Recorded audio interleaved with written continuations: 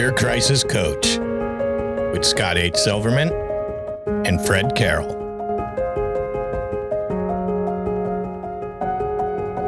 An addiction recovery and mental wellness discussion. Welcome back to Your Crisis Coach with Scott H. Silverman and me, Fred Carroll, where we discuss addiction recovery, addiction, mental health wellness, and life in general. How are you, Scott H. Silverman? Life in general. Doing okay in general. Fred, how about you?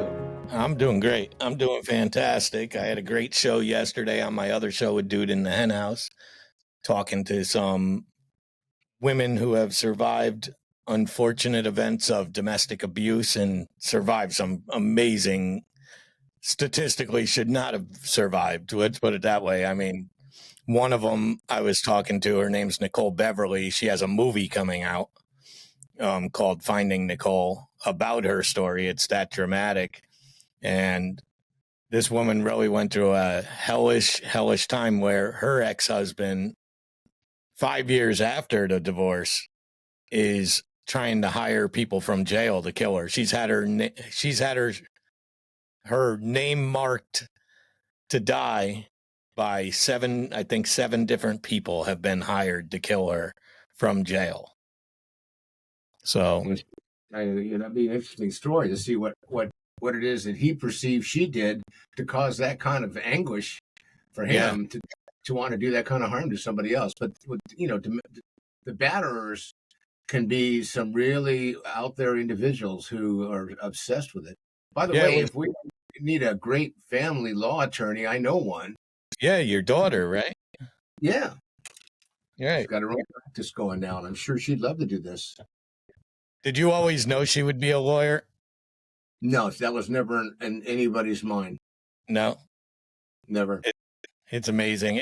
That's one thing I think I enjoyed the most about being a parent is it never turns out like you think. She was going into psych. Psych was going to be her vision. Then she became a psych minor and got into law.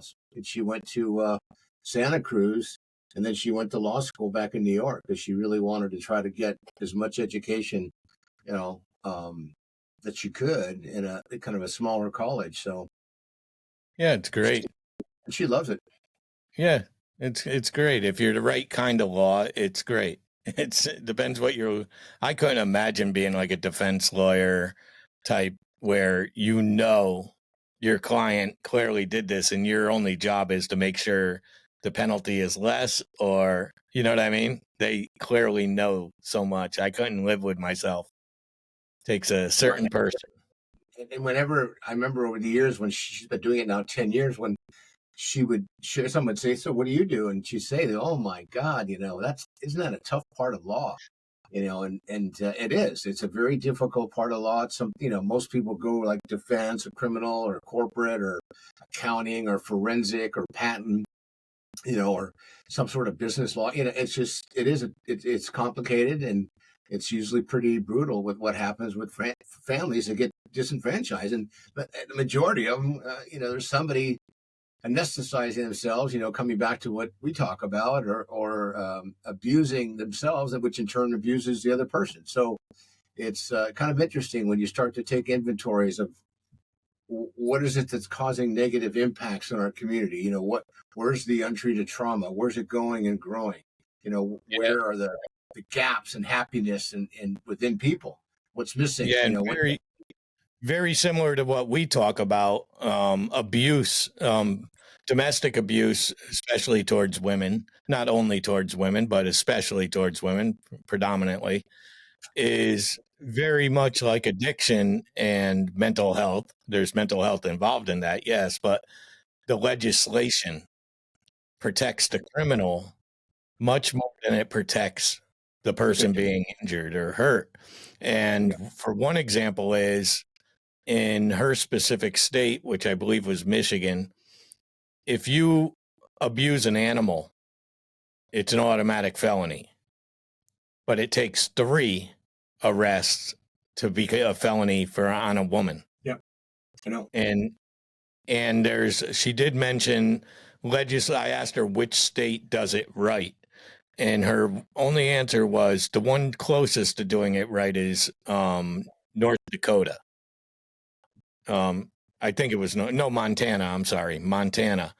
Montana made it so it used to be when you got a restraining order against, say, your husband or an ex or somebody that you're divorcing or a boyfriend, whoever it is, it's a 6-month restraining order. Well, at the end of that 6 months, you, the victim, have to go to court to get another 6 months. Yet in Montana, they've reversed it. The criminal has to show up in court and prove to have it removed, not the opposite. He has to pay the $120 fee to get this 6 months. All those, and in Montana, you don't have to carry around all that paperwork, all that 8x10 paperwork to show the police, to show all that. They give you an ID card, and the ID card has all the information on it, including phone numbers to reach out to people. So it seems to be more versus what addiction, where you want the government to have legislation across every state the same. But in addiction, we know that's impossible. It's just not happening. So today you want to talk about homelessness, correct? Well, it's on my mind because one of the things happening tomorrow in our community is the city council is going to be voting on this. The mayor, basically, because he's the one that's leading the charge, identified this building that the city could lease, and the lease would cost over the time approximately, I think the number was something like $60 million or something, 2.2 million a year, and they want to sign a 30-year lease or something, and they want to put 1,000 beds under one roof. Now, when you think about California, the state claims that we have half the homeless in the country. When you think about putting 1,000 people, I don't care what population it is, but when you look at some of the barriers that homeless people have, or impediments or disabilities, or just the slightest casual nuances that come with homelessness, if there's such a thing, no roof, no job, no income, no access to health care, and all the other issues that come along with living out on the street. And then you want to put 1,000 of them under one roof. So I did this interview on Saturday, and the interviewer asked me, what do you think? I said, would you put your family there?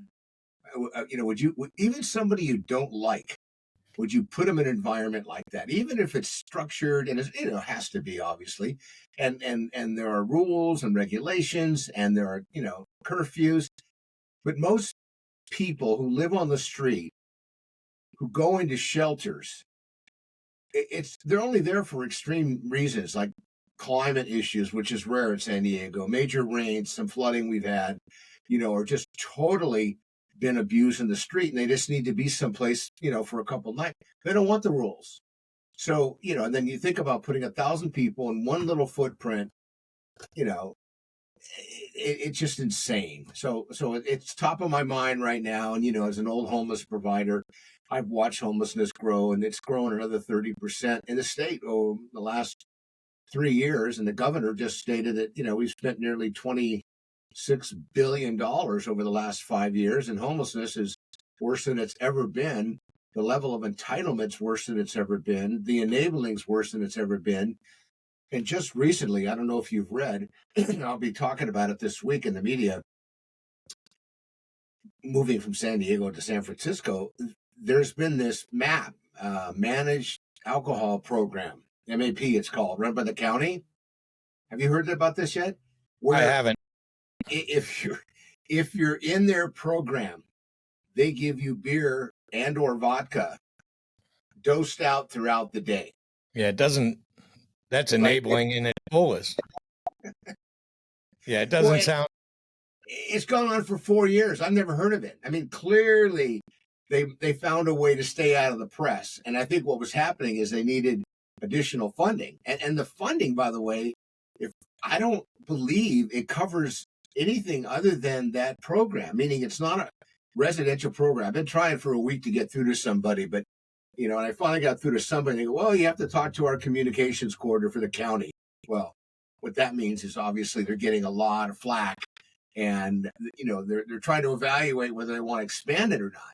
So I'm going to be interviewed next couple of days with a few different sources and talk about what I think about it, because you're right. It's like, they tried this in Portland, where they built this special building, and if you lived there and you qualified as a resident, your rent was free, food was taken care of, they offered transportation and behavioral health support, and they dose you up every day. You came down and you got your beer or your alcohol, whichever one you wanted. It was scheduled and charted out, and they sign in, and then you could go back to your room. And the success part of it was it kept people from going to the emergency department because they passed out in their own room. Because you can't pass out in the street, because law enforcement will arrest you, or you'll get beat, robbed, or raped. So they saw a measurement of success, they claimed, because the frequency of the frequent flyers, they call them, to the emergency room decreased. Well, coming year 3, I think it was, their funding was reduced, so they had to cut out security. So just imagine who was wandering into that building, So all of a sudden it became a drug house overnight. So, and that's expensive to not only keep people loaded, but protect them so they won't hurt themselves if they leave the building loaded, because there was liability, because they were technically clients. So it was a real mess. Anyway, San Francisco somehow decided that they're going to give it a shot. And, in San Francisco, in my opinion, you can't find a city that's done more things wrong than they have trying to help the homeless than maybe Los Angeles. Yeah, unfortunately, you live in California for that, and you get that black eye on you, because it is just a nightmare between this homelessness and drug addiction, which go hand in hand. The research I did earlier today showed, I believe, across the United States, 84% of homelessness is directly connected to addiction. Or some mental health issue that's going untreated. Absolutely. Right. Yeah. And it's I don't believe anybody's there on purpose, but it becomes a lifestyle. There is a lifestyle, because I was shocked. I looked up my state. I'm in a small state, and I'm next to number 2, New York, but New York as a state, but of course, most of them are New York City, and I'm right outside New York City. California is number 1. Makes sense, big state. But Vermont was number 3. And Vermont is cold. So that's a lifestyle of a particular person.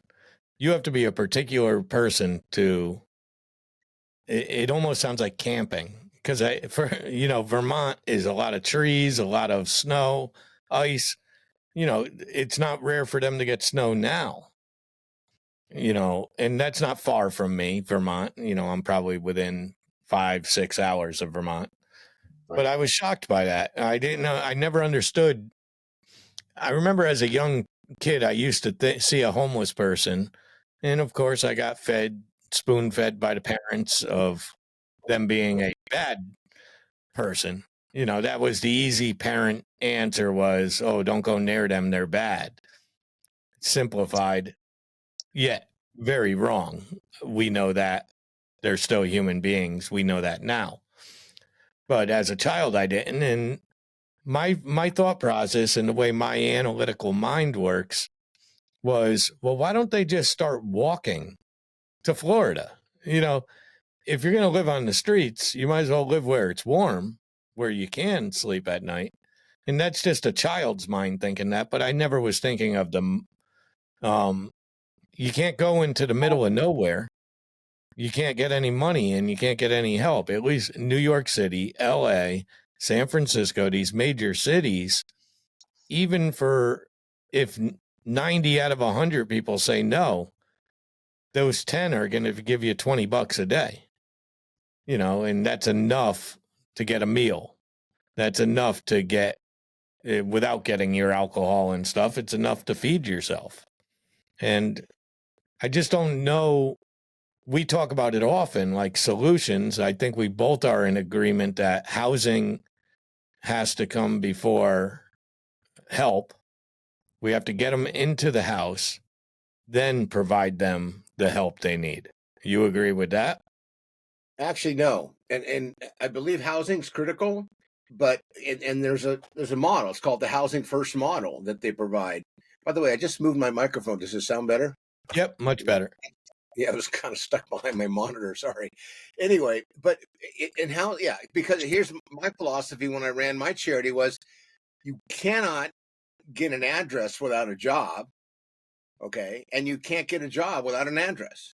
Meaning you need to have an address to get a job, and you need a job to keep an address. So they're absolutely connected. The difficulty that I have with the housing first model is if they take somebody out of the emergency department that just had an episode on the street, they were beat up, they had an infection, they're ill, and they go, you're going to a housing, project tomorrow. Without life skills, without case management, without support, you will not survive because you don't have those skills coming from the street. But absolutely, there's no way we're going to, you can't say you're going to end homelessness and not have a place for people to stay. So I agree with your thought, but how we do it is important. Meaning you could throw somebody in the house tomorrow, but without a case manager or a mentor or a sponsor or an advocate or even a babysitter, they don't have the skills. So they're going to wake up in a place. They're not going to know necessarily how to cook. They could start a fire. They could go to the neighbors and start, do what they normally do. I mean, I was thinking about this over the weekend. Basically it was a rooming house, 83 units in a 15,000 square foot, 3-story brick building back in the early 90s, late 80s. 8 by 10 rooms, common bathrooms, no kitchen, common. You could have your own little hot stove, but it was right in the heart of the social service arena. So people could go out for meals. But right across the street was one of the larger recycling plants. And this is something California, in my opinion, was way ahead of the curve on. And that is paying people to recycle, aluminum, glass, and plastic and other materials. So they call them canners. They'd basically go out, they'd steal a shopping cart, they go to the high, density traffic areas like the gas lamp, the downtown area, waterfront, go through dumpsters, pick up cans, aluminum, glass, go to the recycling plant. And that's how rent in those days was like $50 a week. And that's how most of them lived. That was their choice, but they were working and they were busy. And, a lot of them just used the money for, basic things, clothes, food, lodging. And they could get on, food stamps if they wanted to. And if you didn't have this was an underground economy. So you didn't have a pay stub. So you didn't have an income. So you could qualify for other benefits. So, but homelessness wasn't growing during those days because people had a life skill component that was attached to where they were. They still had an intact family, or they were living in a rooming house. San Diego had tons of rooming houses because of the military, and people used to live in them when they got out of the military, or people would come to San Diego to work in the shipyards and live in these rooming houses for 6 months or a year on projects. And basically they all got torn down when, gentrification came and high-rise buildings came, and you could almost track the homeless growth once that housing component, and that was affordable housing. I mean, $50 a week, you can't, you couldn't find that anywhere. Yeah, you get a bed and you have to share a shower and bathroom with everybody else, but hey, you didn't have to sleep on the street. You didn't want to. You had a choice because for $50 a week, you could make enough money doing recycling 2 or 3 nights. I mean, I knew a guy used to leave at 7 o'clock because I would work a shift. We'd have a 3-hour, 3 shifts, 24-hour day, support in the front. He'd leave at 7 at night, come back at 4 in the morning, and he'd make maybe 10, 12, $15 that day just from recycling. And he loved it. And he drank. He went to the liquor store. They opened at 6, bought a couple 40s and kind of chilled, passed out and started all over again. That was kind of his life. But he was happy and he wasn't out of control. And, he did it for a long time. One day he died. So my point is, yeah, you have to have I call it a continuum of care. There's got to be life skills.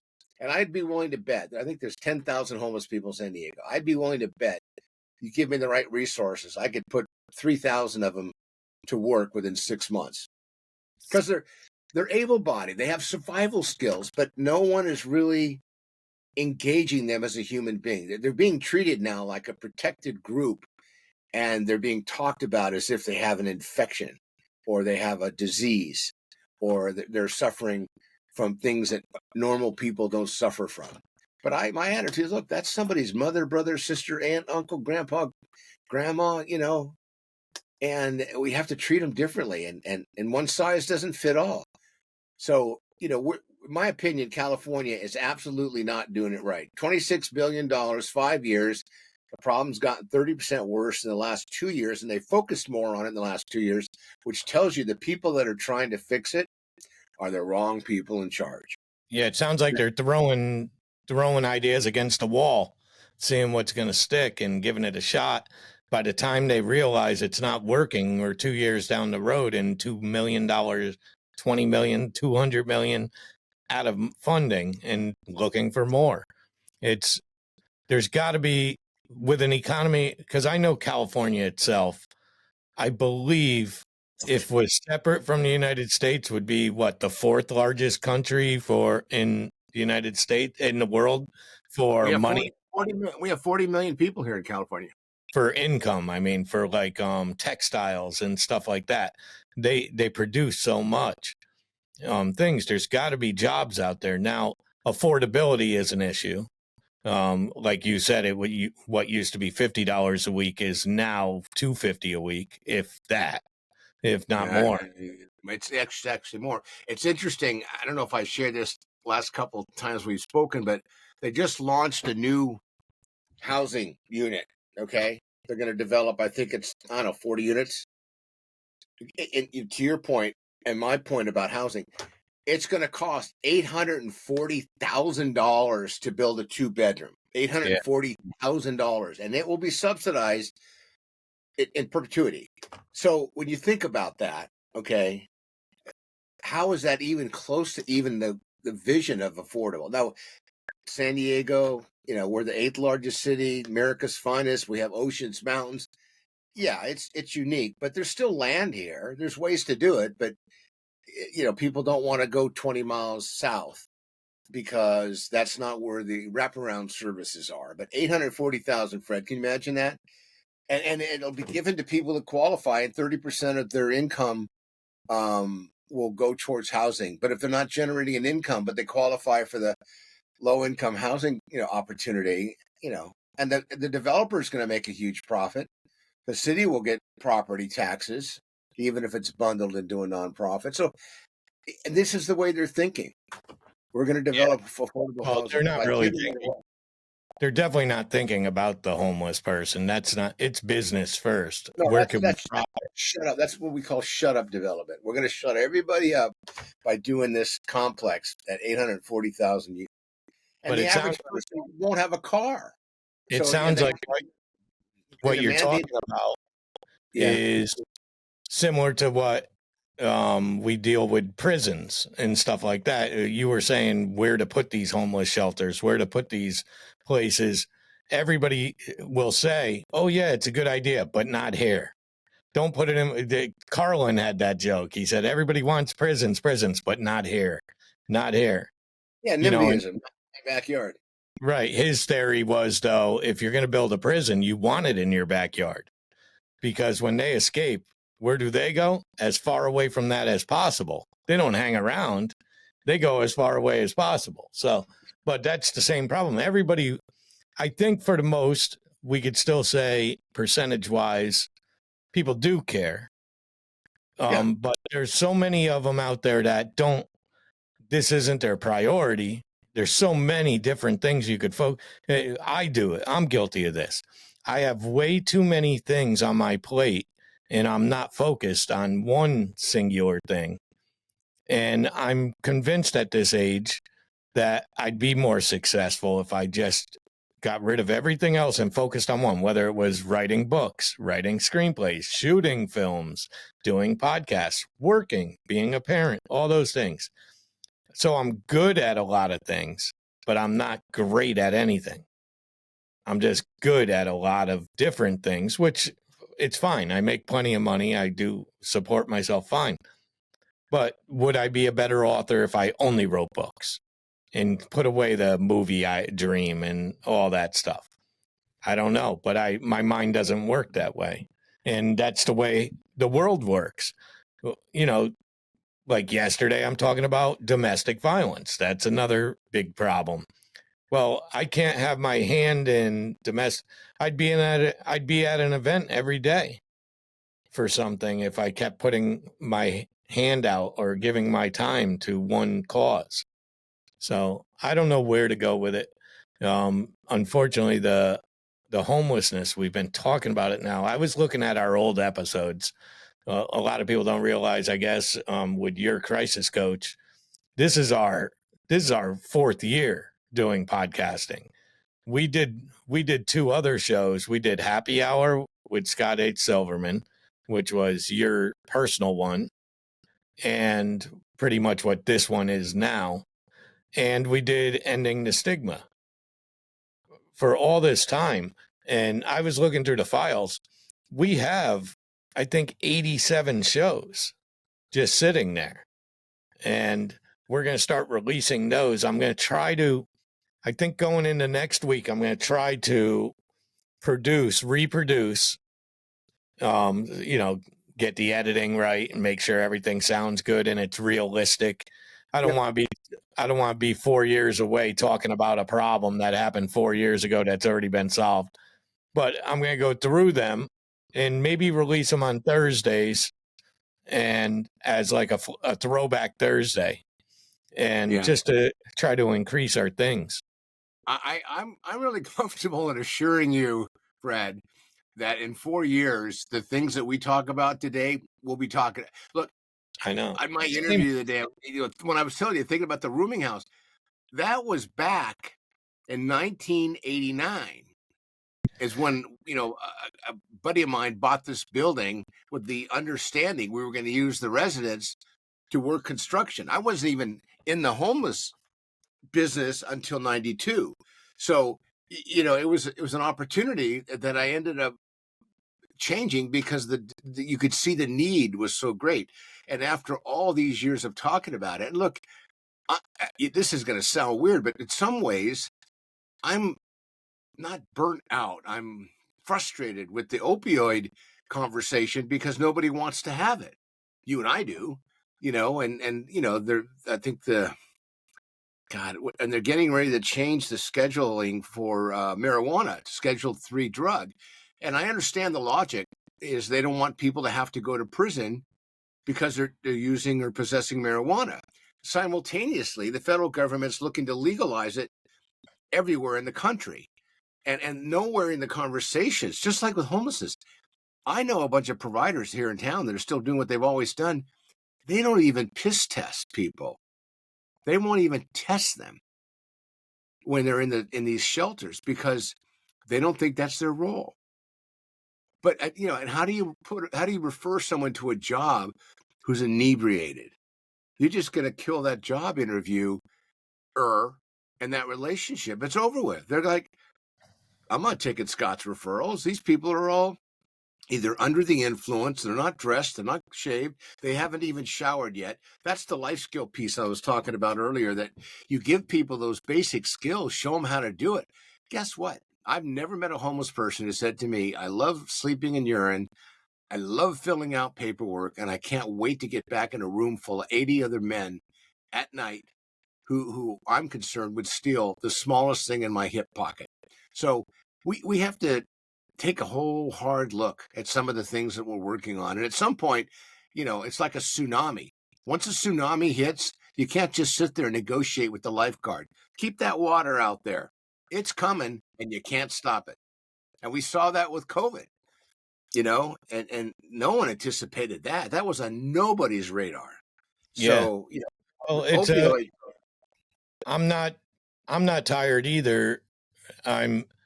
It is frustrating. There's a lot of frustrating conversations I can have. There's sometimes some people just don't want to hear about it, and that's okay too, I guess. They Right. don't even want to just figure it. You'll take care of it. Give it to Fred. Fred will fix it.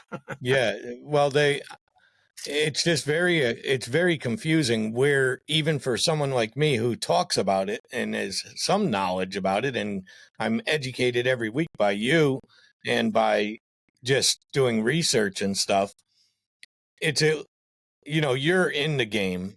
I'm outside the game. I don't do anything for it outside of the podcasting, but I'm doing something. I'm providing something, and I at least care. I at least give a shit about the people. But I'm hamstrung too. I don't know where to begin in my town. I don't know where to begin in my area, and that's why we're going to bring someone like Larry Kenmore back and talk to him, because he's someone that has those answers. You get involved with Rotary, get He's involved.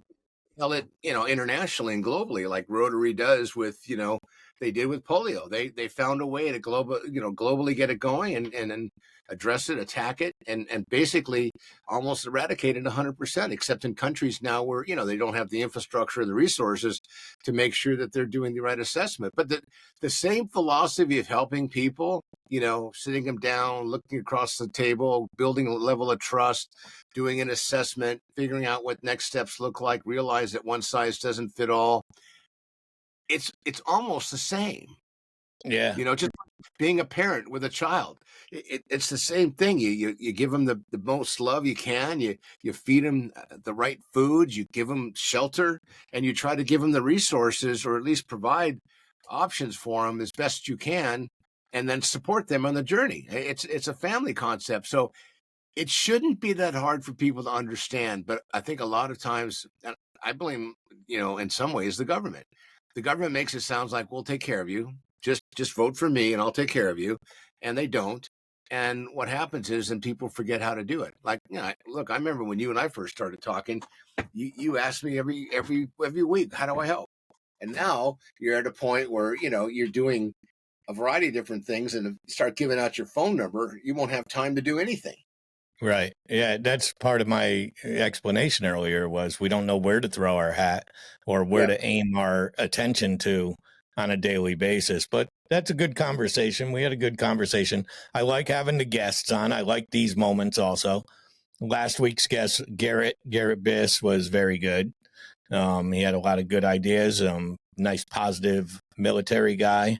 Had a little bit of fun in him, which helps. The last few guys have been great. We haven't had any really bad interviews or anything. It's a tough podcast to sell, because we're talking about things that are not entertaining. This isn't entertainment. We try to be fun and joyous, because me and you are happy people. We are content with our lives and our choices. We just want to help other people make better choices.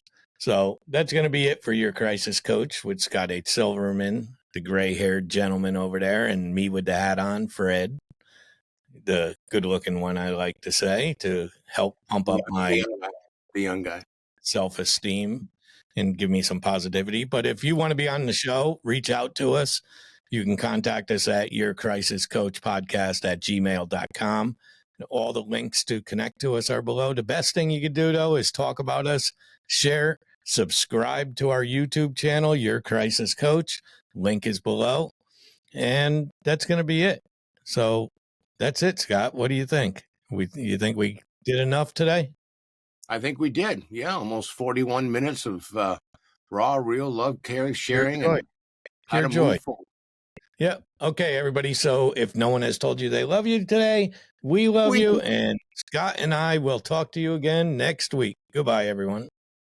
See ya.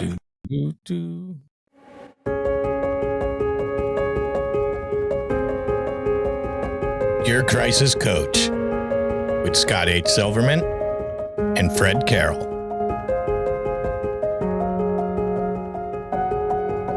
An addiction recovery and mental wellness discussion.